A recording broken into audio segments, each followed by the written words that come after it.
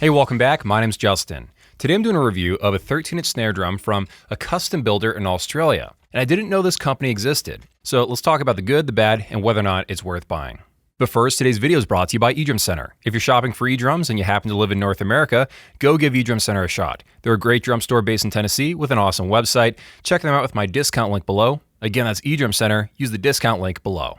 Okay, so let's do a little bit of background on the company because I'm going to guess that most of you have never heard of the eDrum shop. I don't know if they were called that initially, but the man behind this, Graham Adzany, he's been making custom electronic drums since 2007. This is a custom company, which means that whatever drum wrap you want, however many lugs you want, whatever shell size you want, they can get it done. But looking around their website and their YouTube channel, it really does feel like their bread and butter kits that they make the most of.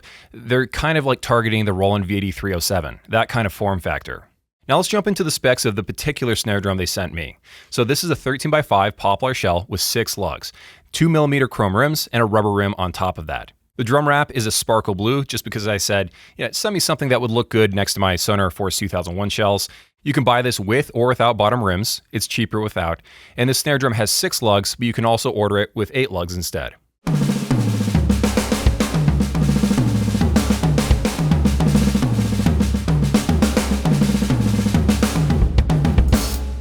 So now let's talk about the mesh heads and the rim. The bottom mesh head is a 2-ply. It's basically there for looks, but you can also think of it as a backup. If you ever damage that top head, you can just switch them out. And the top head is a 3-ply. Now, these two heads up here are also 3-ply.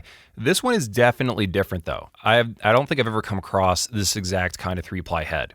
So it's got a semi-translucent, wavy look to it. Reminds me of cloth. And I'm exaggerating it with the lighting in this little video clip, but that's what it looks like. Also, it's got a snapping sound to it when you play. So yeah, those are all 3-ply. This one definitely sounds a little bit more unique. Now, when it comes to overall feel and rebound, I actually really like this. It is straight up fun to play on. It's not overly light, springy, and bouncy, but it's also not too dead and lifeless feeling. I like this mesh head. It's fun. Now, moving over to the rim, this rubber rim on paper does all the right things. It's not overly tall, so it doesn't interfere with the natural feel of doing a rim shot. And it's not overly thick because there are cutouts that way you can tune the drum without sort of fighting against that rubber rim. The downside though is that the kind of rubber the manufacturer went with is not very durable, and at some point you're probably going to break through it. I can't tell you how long it'll go for you, but at some point just pencil in that you'll probably have to replace it. And while we're talking about the rim, you'll notice that especially when you do rim shots or just hit the rim, the whole snare drum rings out because of the springs inside the hardware.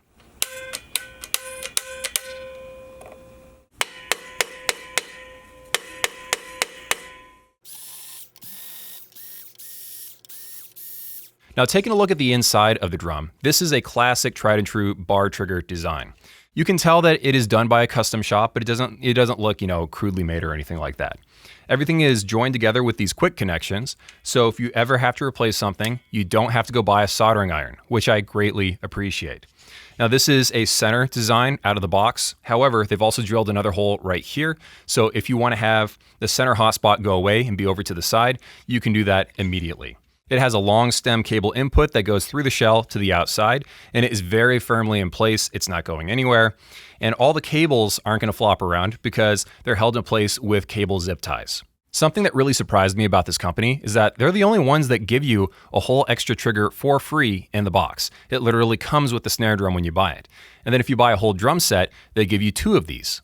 The odds of you actually having to install this are probably pretty low, but it is nice that they include it for free, and it gives you peace of mind in case you ever want to play with this live. If something happens, if something, gets broken in transit, you always have a backup. So now let's move ahead to setup and what you need to do to get started. By the way though, just quick side note, I really liked how this was packed up during shipping, and it was protected by crumpled up pieces of music notation from Lion King, the musical. A young Simba hugs Mufasa as they exit. Rafiki exits in the other direction. If you're using a Roland module like me, here's a list of starting suggestions on rim gain, sensitivity, pad type, and then you can tweak it from there. Because at the end of the day, when it comes to custom setups, they're not made by Roland, Alesis, Yamaha, or insert brand here. I feel like not everybody realizes this, but you have to spend the time to dial it in if you want to get the best possible results. When it comes to trigger accuracy and overall dynamic range, yeah, I'm pretty happy with the performance of the snare drum. And I even had my brother play this drum set, and I asked him, hey, do you notice any difference between the performance of this snare and the previous snare that I had in its place? And he said, no, I couldn't tell a difference.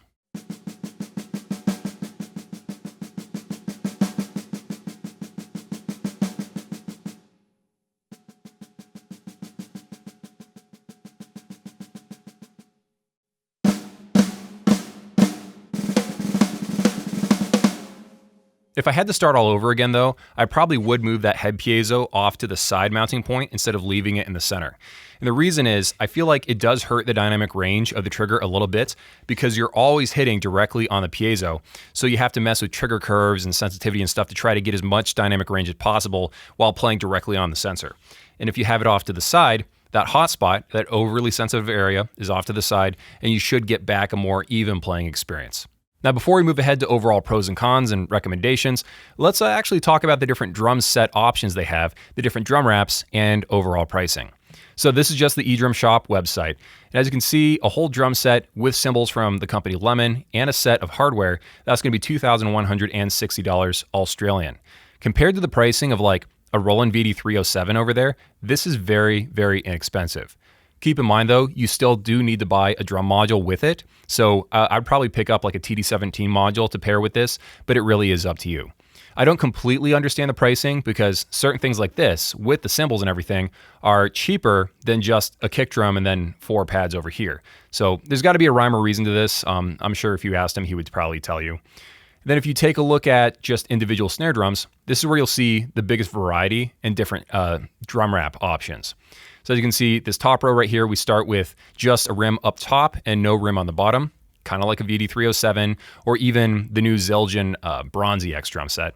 And then it's a little bit more expensive if you get like a 14-inch with 2 rims, top and bottom. And they come in all these different drum wrap options. There's pages and pages of this. If you can't find something you like from this, I don't know what to tell you. Now, moving ahead to overall weaknesses of the snare drum, most of this is kind of nitpicky, but if I didn't talk about things I didn't like, then this wouldn't be a review. It'd be a giant promo video. So first thing is, I did notice kind of near where the wrap seam meets itself, right about here, if you press down, there is a bit of an air gap. You can't actually see it. You kind of have to remove the drum head in order to be able to see it. But again, if we're being nitpicky, there's that. The next thing is, if you want the most bleeding edge trigger system of all time, stuff like what DrumTech is doing with their Pro 3 series or what Joe Becky's trying to do with all their different like 4 piezos around the rim, and some companies even incorporate a little bit of foam to reduce rebound and just crazy things. That's not what this company's trying to do. They specifically say in their documentation they sent me that they sort of embrace the KISS method. You know, it's not really trying to rewrite electronic drums as we know it. It just works and it looks good. And I'm happy to see a custom builder that exists in Australia. Because unlike in like the United States or Europe, you don't have all these different builders that are competing for, you know, the hearts and minds of the e-drumming public. In Australia, I don't think there's any other companies that actually make custom electronic drums. So I'm glad to see that a company's out there fulfilling that need. While I do like the snare drum, and by extension, the toms are going to perform exactly the same as the snare drum that I've played, I can't tell you what I think of the kick drums because I've never played one of them.